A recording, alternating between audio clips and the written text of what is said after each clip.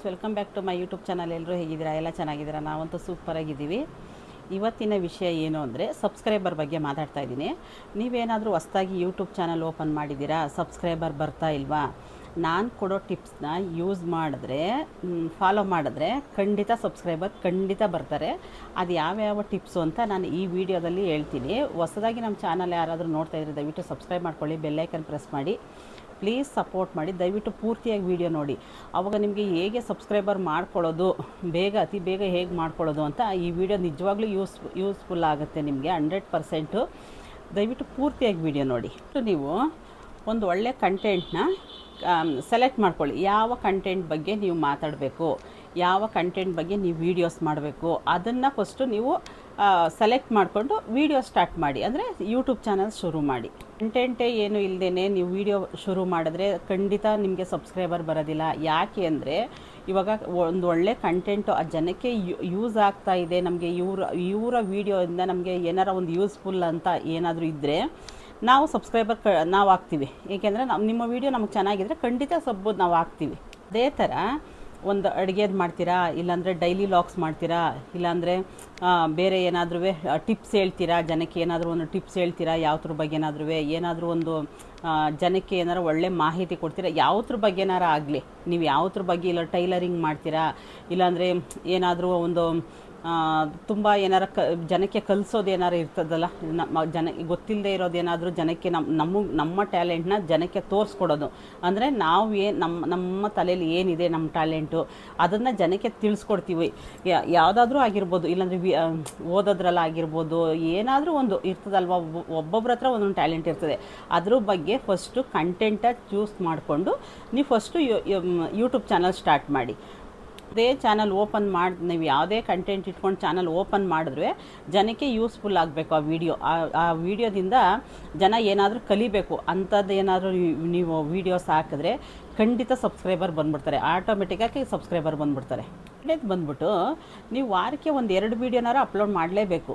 ಇವಾಗ ನೀವು ತುಂಬ ಬ್ಯುಸಿ ಇರ್ತೀರಲ್ವ, ಬ್ಯುಸಿ ಇದ್ದರೆ ನಮಗೆ ವೀಡಿಯೋ ಮಾಡೋಕ್ಕಾಗಿಲ್ಲ, ವಾರದಲ್ಲಿ ಒಂದು ಇಲ್ಲಾಂದರೆ 15 ದಿವಸಕ್ಕೊಂದು, ತಿಂಗಳಿಗೊಂದು ಆ ಥರ ಇದ್ದರೆ ಖಂಡಿತ ನಿಮಗೆ ಸಬ್ಸ್ಕ್ರೈಬರ್ ಕಮ್ಮಿ ಆಗ್ತಾರೆ.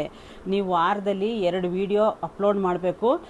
ಯೂಟ್ಯೂಬಲ್ಲಿ ನಾವು ಆ್ಯಕ್ಟಿವ್ ಆಗಿದ್ದೀವಿ ಅಂತ ತೋರಿಸ್ಕೋಬೇಕು. ಅಂದರೆ YT ಚಾನಲ್ಗೆ, ನಾವು ಯೂಟ್ಯೂಬ್ ಚಾನಲ್ಗೆ ನಾವು ಆ್ಯಕ್ಟಿವ್ ಆಗಿದ್ದೀವಿ, ನಾವು ಇದ್ದೀವಿ YTಯಲ್ಲಿ ಅಂತ ನಾವು ತೋರಿಸ್ಕೋಬೇಕು. ಆವಾಗಲೇ ನಿಮ್ಮ ಯೂಟ್ಯೂಬರು ನಿಮ್ಮ ವೀಡಿಯೋನ ವೈರಲ್ ಮಾಡೋದು, ಅಂದರೆ ಜನಕ್ಕೆ ನೋಟಿಫಿಕೇಷನ್ ಕಳಿಸೋದು. ನೀವೇನಾದ್ರೂ ವಾರದಲ್ಲಿ 15 ದಿವಸಕ್ಕೊಂದು ಇಲ್ಲ ತಿಂಗಳಿಗೊಂದು ಆ ಥರ ಹಾಕಿದರೆ ಖಂಡಿತ ಸಬ್ಸ್ಕ್ರೈಬರ್ ಕಡಿಮೆ ಆಗ್ತಾರೆ. ನೀವೇನೇ ಇದ್ರೂ ವಾರದಲ್ಲಿ 2 ವೀಡಿಯೋ ಅಪ್ಲೋಡ್ ಮಾಡಲೇಬೇಕು. ಏನಾದರೂ ನಿಮಗೆ ಟೈಮ್ ಇದ್ದರೆ ವಾರದಲ್ಲಿ 3 ಮಾಡಿರಿ, ಇಲ್ಲ 4 ಮಾಡಿರಿ.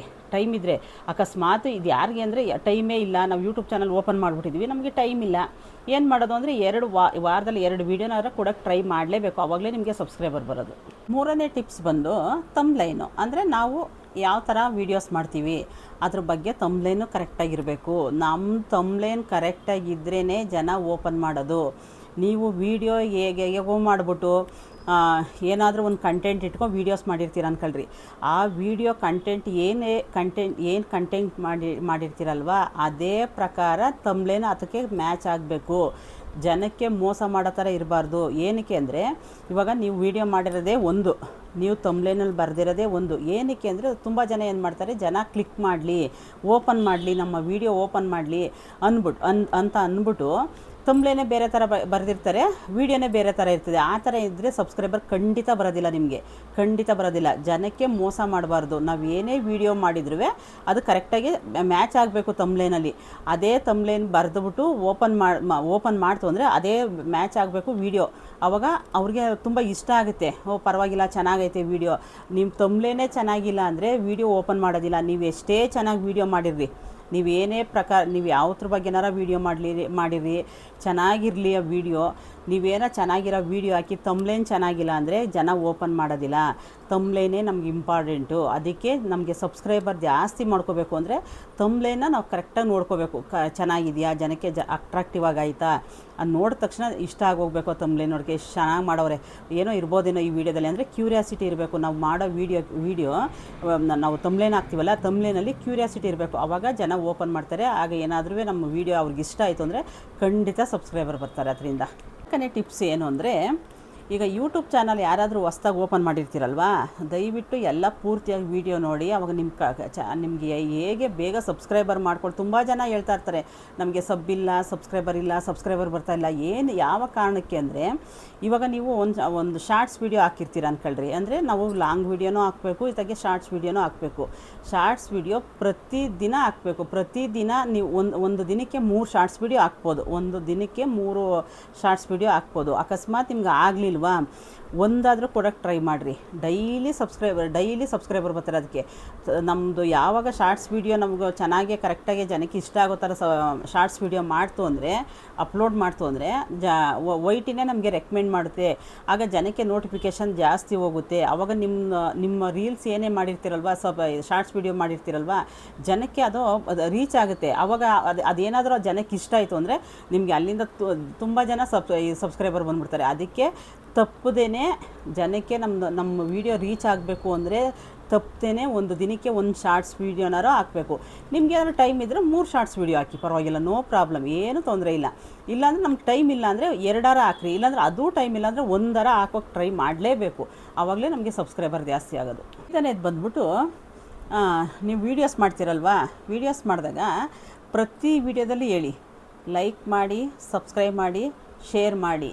ದಯವಿಟ್ಟು ಪೂರ್ತಿಯಾಗಿ ವೀಡಿಯೋ ನೋಡಿ. ಪ್ರತಿ ವೀಡಿಯೋದಲ್ಲಿ ತಪ್ಪದೇ ಹೇಳಿ, ಲಾಸ್ಟಲ್ಲಾಗಲಿ ಫಸ್ಟಲ್ಲಾಗಲಿ ತಪ್ಪದೇ ನಾವು ಹೇಳ್ತಾನೆ ಇರಬೇಕು ಜನಕ್ಕೆ. ಈ ವಿಡಿಯೋ ಇಷ್ಟ ಆದರೆ ದಯವಿಟ್ಟು ಒಂದು ಲೈಕ್ ಮಾಡೋದು ಮರಿಬೇಡಿ, ಸಬ್ಸ್ಕ್ರೈಬರ್ ಮರಿಬೇಡಿ, ಸಬ್ ಆಗೋದು ಮರಿಬೇಡಿ, ಲೈಕ್ ಕೊಡೋದು ಮರಿಬೇಡಿ. ಇಲ್ಲ ನಿಮ್ಗೇನಾದ್ರು ಈ ವಿಡಿಯೋ ಏನಾದರೂ ನಿಮಗೆ ಯೂಸ್ಫುಲ್ ಅಂತ ಆಯಿತು ಅಂದರೆ ಜನಕ್ಕೆ ನಿಮ್ಮ ಫ್ರೆಂಡ್ಸು ಫ್ಯಾಮಿಲಿಗೆ ಪ್ಲೀಸ್ ಶೇರ್ ಮಾಡಿ ಅಂತ ಹೇಳಿ. ಪ್ರತಿ ವೀಡಿಯೋದಲ್ಲಿ ಹೇಳಿ. ಆವಾಗ ಒಬ್ಬೊಬ್ಬರು ನೋಡ್ಬಿಟ್ಟು ಸುಮ್ಮನೆ ಆಗೋಯ್ತಾರೆ. ಆವಾಗ ಆ ವಿಡಿಯೋ ಅದು ನಾವು ಹೇಳ್ತೀವಲ್ವ, ಸಬ್ಸ್ಕ್ರೈಬರ್ ಮಾಡಿ, ಸಬ್ಸ್ಕ್ರೈಬರ್ ಮಾಡಬೇಕಾ ಅಂದ್ಬಿಟ್ಟು ಸಬ್ಬರ ಮಾಡ್ತಾರೆ ನಮ್ಮ ಚಾನಲ್ಗೆ. ಅದನ್ನು ಮಿಸ್ ಮಾಡಬೇಡಿ. ಪ್ರತಿ ವೀಡಿಯೋದಲ್ಲಿ ಹೇಳಿ, ನಮ್ಮ ಚಾನಲ್ಗೆ ಸಬ್ಬಾಗಿ, ಲೈಕ್ ಮಾಡಿ, ಶೇರ್ ಮಾಡಿ ಅಂತ ಪ್ರತಿ ವೀಡಿಯೋದಲ್ಲಿ ಹೇಳ್ಬೇಕು ನಾವು. ಆವಾಗಲೇ ಸಬ್ಸ್ಕ್ರೈಬರ್ ಸ್ವಲ್ಪ ಜಾಸ್ತಿ ಬರೋದು ನಮಗೆ. ಇದು ಬಂದ್ಬಿಟ್ಟು ಟ್ರೆಂಡಿಂಗಲ್ಲಿ ಇರ್ತದಲ್ಲ, ಯಾವುದಾದ್ರೂ ಏನಾದರೂ ಒಂದು ವೀಡಿಯೋಸ್ ಏನಾದರೂ ಟ್ರೆಂಡಿಂಗಲ್ಲಿ, ಯಾವುದು ಟ್ರೆಂಡಿಂಗೋ ಇಲ್ಲಾಂದರೆ ಯಾವುದು ವೈರಲ್ ಆಗ್ತಾ ಇದೆಯಲ್ಲ ಅದ್ರ ಬಗ್ಗೆ ವೀಡಿಯೋಸ್ ಮಾಡಿ. ಅದ್ರ ಬಗ್ಗೆ ವೀಡಿಯೋಸ್ ಏನಾದರೂ ಮಾಡ್ತು ಅಂದರೆ ಬೇಗ ಸಬ್ಸ್ಕ್ರೈಬರ್ ಬಂದುಬಿಡ್ತಾರೆ. ಎಷ್ಟು ಬೇಗ ಸಬ್ಸ್ಕ್ರೈಬರ್ ಬರ್ತಾರೆ ಗೊತ್ತಾ? ವೈರಲ್ ವೀಡಿಯೋ ಯಾವುದಾದ್ರೂ ಒಂದು ವೈರಲ್ ಆಗ್ತಾ ಇದೆಯಾ, ಯಾವುದಾದ್ರೂ ಒಂದು ಸಿನಿಮಾದೋ ಯಾವುದೋ ಒಂದು ವೈರಲ್ ಆಗ್ತಾ ಇದೆಯಾ, ಇಲ್ಲಾಂದರೆ ಕುಕ್ಕಿಂಗ್ದು ಯಾವುದಾದ್ರೂ, ಇಲ್ಲಾಂದರೆ ಡೈಲಿ ಲಾಗ್ಸ್ ಯಾವುದಾದ್ರೂ ಏನಾದರೂ ಒಂದು ವೈರಲ್ ಆಗ್ತಾ ಇದೆಯಾ ಅಂದರೆ ಯಾವ್ದಾರ ಪ್ಲೇಸ್ ತೋರಿಸಿದ್ರೆ ಜನ ನೋಡ್ತಾರೆ. ಅಂಥ ವೀಡಿಯೋನ ಸ್ವಲ್ಪ ಜನಕ್ಕೆ ರೀಚ್ ಆಗೋ ಥರ ವೀಡಿಯೋಸ್ ಮಾಡಿ. ಖಂಡಿತ ಅಲ್ಲಿಂದ ನಿಮಗೆ ಸಬ್ಸ್ಕ್ರೈಬರ್ ಖಂಡಿತ ಬರ್ತಾರೆ. ಇಲ್ಲಂದರೆ ಟಿಪ್ಸ್ ಬಂದು, ಇವಾಗ ನೀವು ವೀಡಿಯೋಸ್ ಮಾಡ್ತೀರಲ್ವಾ, ವೀಡಿಯೋಸ್ ಮಾಡಿದಾಗ ನಿಮಗೆ ಕಮೆಂಟ್ ಹಾಕಿರ್ತಾರೆ ಗೊತ್ತಾ? ಕಮೆಂಟ್ ಹಾಕಿರ್ತಾರಲ್ಲ, ಪ್ರತಿಯೊಬ್ಬರಿಗೂ ರಿಪ್ಲೈ ಮಾಡಿ. ಪ್ರತಿಯೊಬ್ಬರಿಗೂ ಆಡಿಯನ್ಸ್ ಜೊತೆ ನಾವು ಎಂಗೇಜ್ ಆಗಿರಬೇಕು. ಅಂದರೆ ಅವ್ರ ಜೊತೆ ಚೆನ್ನಾಗಿ ಮಾತಾಡಬೇಕು. ಇವಾಗ ನಮ್ಮ ವೀಡಿಯೋ ನೋಡಿರ್ತಾರೆ ಅಂದ್ಕೊಳ್ರಿ, ನಮ್ಮ ವೀಡಿಯೋ ನೋಡಿ ಅವರು ಸಬ್ ಮಾಡಿರೋದಿಲ್ಲ, ಸುಮ್ಮನೆ ನಮ್ಮ ವೀಡಿಯೋ ಬಗ್ಗೆ ಪೂರ್ತಿ ವೀಡಿಯೋ ನೋಡಿಬಿಟ್ಟು ಕಮೆಂಟ್ ಹಾಕಿರ್ತಾರಾ, ಅವ್ರಿಗೆ ನೀವು ರಿಪ್ಲೈ ಮಾಡಿ. ಅವ್ರ ವೀಡಿಯೋನೂ ನೀವು ನೋಡಿ, ಅವ್ರ ವೀಡಿಯೋ ನೋಡ್ಬಿಟ್ಟು ನಿಮ್ಮ ವೀಡಿಯೋನೂ ಚೆನ್ನಾಗೈತೆ ಅಂತ ಸ್ವಲ್ಪ ಅವ್ರ ಹತ್ರ ಫ್ರೆಂಡ್ಶಿಪ್ ಆಗಿರ್ರಿ. ಖಂಡಿತ ನಿಮ್ಗೆ ಅಲ್ಲಿಂದ ಸಬ್ ಬರುತ್ತೆ. ನಮ್ಮ ವೀಡಿಯೋನೂ ನೋಡಿದ್ದಾರೆ ಇವರು ಅಂತ ಒಂದು ಇದಿರ್ತದೆ. ಅಂದರೆ ಸಬ್ಬು ಬೇಗ ಬರುತ್ತೆ ಅದರಿಂದ. ಇಲ್ಲಾಂದರೆ ನೀವೇನಾದ್ರೂ ನಿಮ್ಮ ವೀಡಿಯೋಗೆ ಏನಾದರೂ ಕಮೆಂಟ್ ಬಂದಿರ್ತದ, ನೀವು ರಿಪ್ಲೈ ಮಾಡಿಲ್ಲ ಅಂದರೆ ಖಂಡಿತ ನಮಗೆ ಸಬ್ಸ್ಕ್ರೈಬರ್ ಕಡಿಮೆ ಆಗ್ತಾರೆ. ಯಾರೇ ನಮ್ಮ ವೀಡಿಯೋ ನೋಡಿ ಕಮೆಂಟ್ ಮಾಡಿದ್ರೆ ದಯವಿಟ್ಟು ಅವರಿಗೆ ರಿಪ್ಲೈ ಮಾಡೋದಂತೂ ಮರಿಬೇಡಿ.